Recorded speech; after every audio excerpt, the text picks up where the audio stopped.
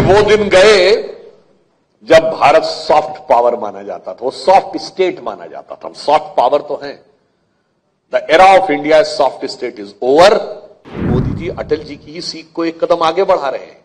अटल जी ने कहा था हम दोस्त बदल सकते हैं, पड़ोसी नहीं बदल सकते। तो मोदी जी ने कहा बिल्कुल सच, हम पड़ोसी नहीं बदल सकते पर पड़ोसी को हैसियत में तो रख सकते हैं। भारत का यह स्वरूप एक नया संदेश पूरी दुनिया को दे रहा है। मगर इसी के साथ साथ जो आज का जैसे प्रश्न है, पूरी दुनिया में कुछ चिंता की लकीरें भी खड़ी हो रही हैं।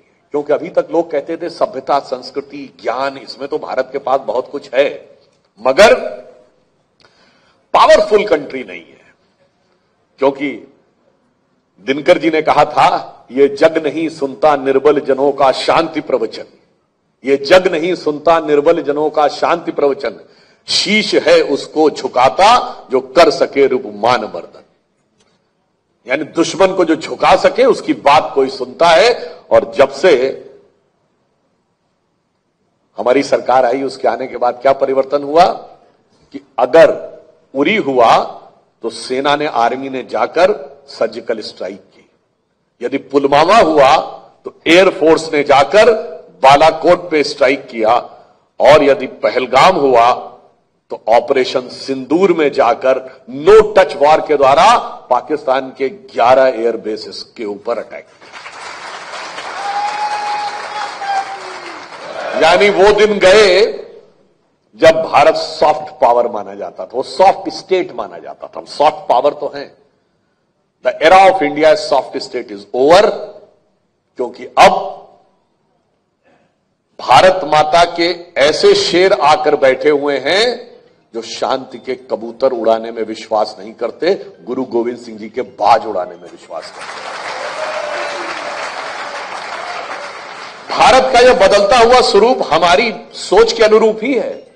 एक बार डिबेट में एक सज्जन पूछने लगे, साहब अटल जी तो ये कहते थे कि हम दोस्त नहीं बदल सकते, दोस्त बदल सकते, पड़ोसी नहीं बदल सकते, पर आप तो पड़ोसी के साथ दूसरे ही तरीके से व्यवहार कर रहे हैं। तो मैंने कहा नहीं, मोदी जी अटल जी की सीख को एक कदम आगे बढ़ा रहे हैं। अटल जी ने कहा था हम दोस्त बदल सकते हैं, पड़ोसी नहीं बदल सकते। तो मोदी जी ने कहा बिल्कुल सच, हम पड़ोसी नहीं बदल सकते पर पड़ोसी को हैसियत में तो रख सकते हैं। क्योंकि इससे पहले तो हमारी स्थिति बहुत विचित्र थी। दुनिया में कहीं लड़ाई हो, आप मतलब इंटरनेशनल फाइट से लेके, मतलब इजराइल हमास और रशिया यूक्रेन से लेके, चाइना ताइवान से लेके मोहल्ले की लड़ाई देख लीजिए, हमेशा छोटा और कमजोर कहता है कि बड़ा और ताकतवर हमको सता रहा है। अभी जो लेटेस्ट वॉर शुरू हुई है थाईलैंड और कंबोडिया में, उसमें थाईलैंड मिलिट्री में आगे है तो कंबोडिया जाके यूएन में कह रहा है कि साहब इस लड़ाई को रुकवाइए।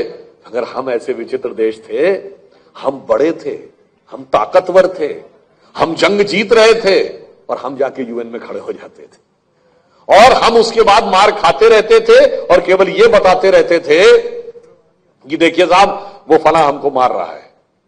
और अब वो दौर आया है कि ऑपरेशन सिंदूर ने वो दिन दिखाया कि जब ऑन रिकॉर्ड आप सबने बयान सुना होगा, पाकिस्तान के प्राइम मिनिस्टर शहबाज शरीफ जी ने कोट करते हुए कहा कि हमारे, उनका ही कोट बोल रहा हूं, हमारे सिपह सलार जनरल आसिम मुनीर ने मुझे 9 और 10 की दरमियानी रात को 2:30 बजे जगाकर कहा कि हिंदुस्तान ने हमारे कई एयर बेसेस पर अटैक कर दिया है और नूर खान एयर बेस पर भी मिसाइल गिरी है, अनकोट।